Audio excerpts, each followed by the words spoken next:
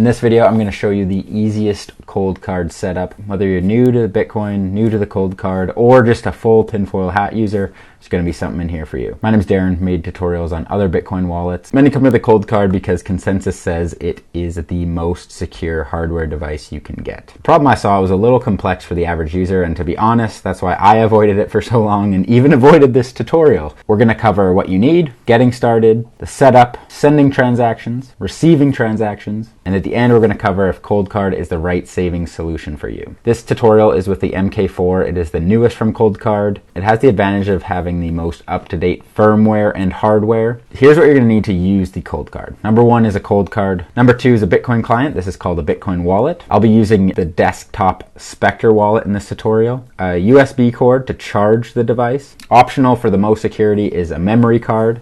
That's under 32 gigabytes. Other options include cold power setup that you can get through COLDCARD or make your own, and a die or this bag of dice that comes from COLDCARD. Now when you get the CoinKite COLDCARD, it comes with this taper-proof bag. Make sure it's not tampered with at all and comes with what you see inside. You got two stickers they gave you here.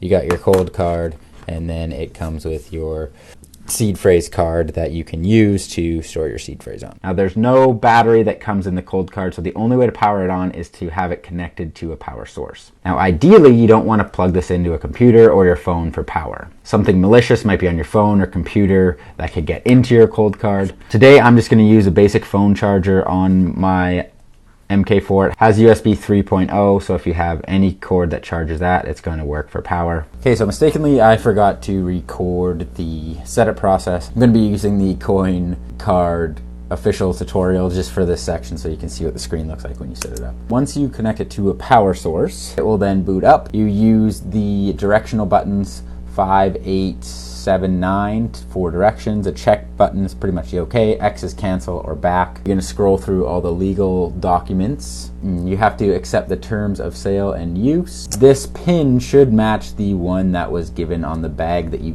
had. So we're going to press choose pin code to get set up. Check that again.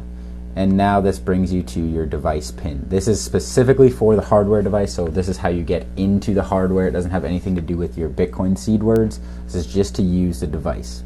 You can choose 4 digits or up to 6 digits. Then give you these anti-phishing words, and these are the words you will see every time you log in. If they've changed, you know something is up with your COLDCARD. You then say, yeah, I recognize these, this is all good. Put in the rest of your PIN, press OK, and you're in to the COLDCARD. Okay, so here we are. We're going to choose new seed words.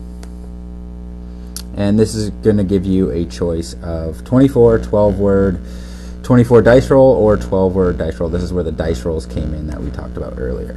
I'm just going to choose 12 for simplicity's sake. It will generate 12 new words and create a Bitcoin wallet. So these are the 12 words. You're going to write these down individually. You can use your wallet backup card for this.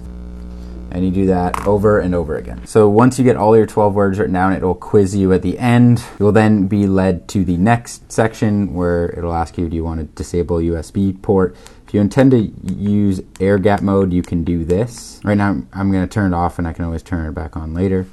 Now we're fully into our wallet here. Now what we need to do is connect or export the COLDCARD to a Bitcoin client, or better known as a Bitcoin wallet. Now there are hundreds of Bitcoin wallets out there to choose from, but not as many are compatible with the CoinKite COLDCARD. Number one thing you need in a Bitcoin wallet is you need it to be open source. So the code is open for anybody to download, edit, view. This is important because if it's not, somebody could be hiding something malicious in there to steal your Bitcoin in the future. Then it's all about features. What do you want in a wallet?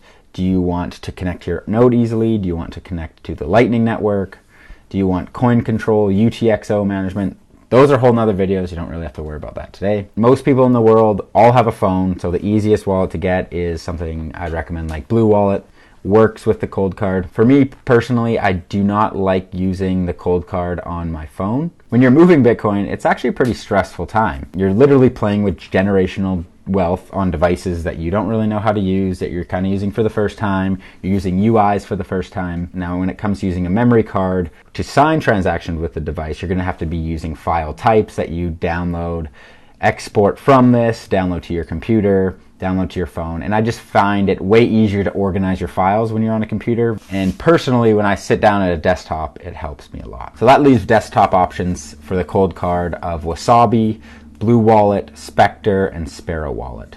Now Wasabi, I personally don't like the interface much, but the new one is a lot better. Blue Wallet desktop is only for a Mac. My Mac is about 13 years old, so I'm not going to be trusting that anymore.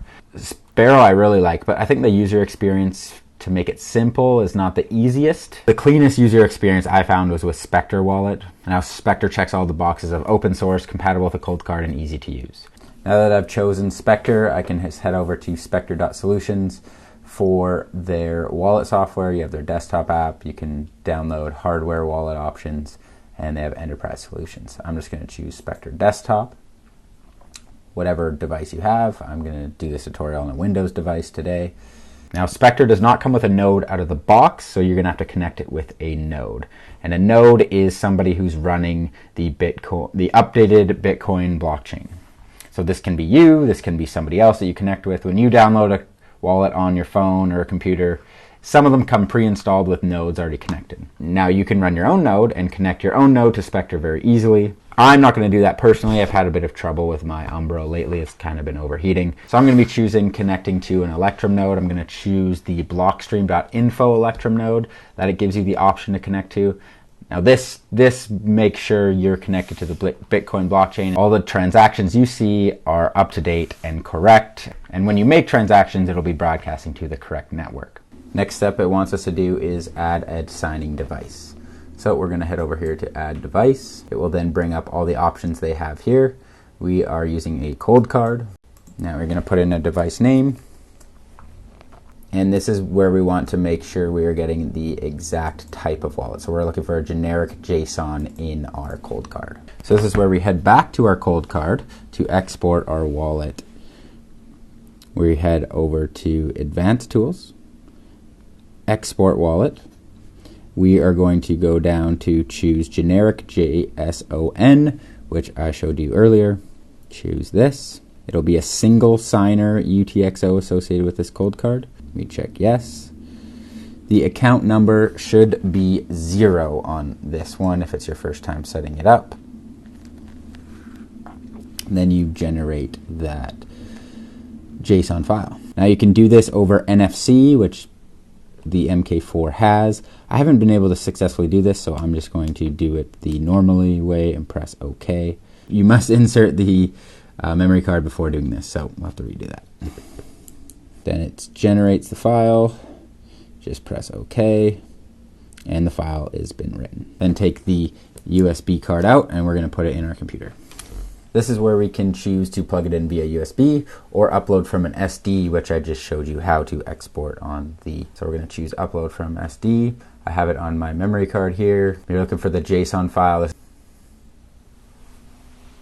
It will open up all these for us and we press continue. Now the device is added. We can create a single key or add another device. We're just going to choose single key wallet because this is not a multi-signature. It's just one key, it's just your COLDCARD. And then press create wallet here.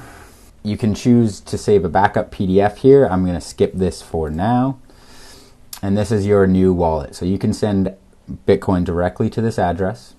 Here are all of your transactions that have ever happened on this wallet. And currently there are no transactions to date. And these are all of your addresses that you could use for this specific wallet. This is really handy because a lot of addresses you do not want to use twice for privacy reasons, so it lists them all here and how many times they've been used with the amounts. This is where we will start on the receive section where you're going to be sending Bitcoin to. So I'll be sending Bitcoin to this address from my mobile wallet, or if you want to send from an exchange, you just copy this address right here. If you have a wallet that can take a photo of it, you can choose to scan this address. It'll populate in there and send as much as you want. You then can see the transaction that came through here, the amount, what address you've used on it, the time, and if it's been confirmed or not. And this is your total amount within this wallet, what's confirmed and what's been unconfirmed. Unconfirmed transaction, it just has yet to be solidified in the blockchain forever. Now let's move Bitcoin off of our cold card and sign the transaction and show the power of the cold card. You cannot send a Bitcoin transaction without the cold card. The cold card stores your private key. The private key approves all transactions and is needed when spending. It has that sending key in here. And the advantage of the cold card is that keeps your key here in this device 24/7, not connected to the internet or anything else. And this device is so far the most secure in the industry. We then head back to Specter and choose our wallet that the Bitcoin is in. Press send, and we are going to choose the address it's going to be sent to, and this will bring up the recipient that we're going to be sending from. I again will choose my address I'm sending to. I'm going to send the max amount. Now under the advanced features, you can choose your fees, and they also have coin control. So this allows you to select the amounts that you're sending out one at a time. We then choose create unsigned transaction because in order to send it, we need our cold card to be the final key to send. This has created an unsigned transaction. To sign the transaction, all we would have to do is plug in our USB cord to the cold card to sign with the USB. However, I did it on a memory card to keep it air gapped, so I'm going to press transaction details. This will bring up all the information. You're going to press save binary, and you're going to choose the memory card that you have currently plugged in and save that file to that memory card. So now we head over back to our cold card, unlock it with the memory card we've just taken out of the computer. Plug in our memory card here. Press OK. Now we're going to choose a PSBT file. I have 3 that I picked from. Choose that file. Transactions I've done. We are going to verify this address we're sending to the one that was on our computer on Specter. It then will create a PSBT signed, and it's been saved to our memory card where we put back into our computer. We then head back to our computer where we press sign transaction, press on our cold card here, and we're going to sign with SD card file. I'm going to choose the file here. We're going to look for the one that says signed. Open that file, and we're going to send transaction.